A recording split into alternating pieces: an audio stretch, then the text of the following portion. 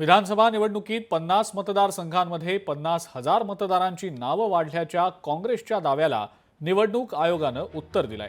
केवळ 6 मतदारसंघातच 50,000 मतदार वाढले। लोकसभा निवडणुकीनंतर विधानसभेपर्यंत 48 लाख मतदारांची नावं नोंदवली गेली तर 8 लाख वगळली गेली।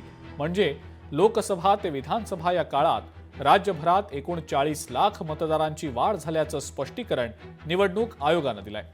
सरासरी काढली तर प्रत्येक मतदारसंघनिहाय 2777 नावं वगळल्याचं समोर आलेलं आहे।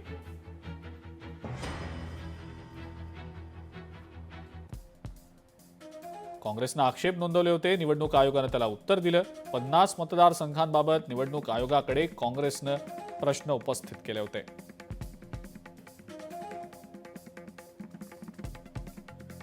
जुलै ते नोव्हेंबर या कालावधीत 50,000 मतदार वाढल्याची तक्रार करण्यात आली। निवडणूक आयोगानं काँग्रेसला 66 पानी उत्तर देखील पाठवलंय। केवळ 6 विधानसभा मतदारसंघातच 50,000 मतदार वाढल्याचं त्यात नमूद करण्यात आलेलं आहे।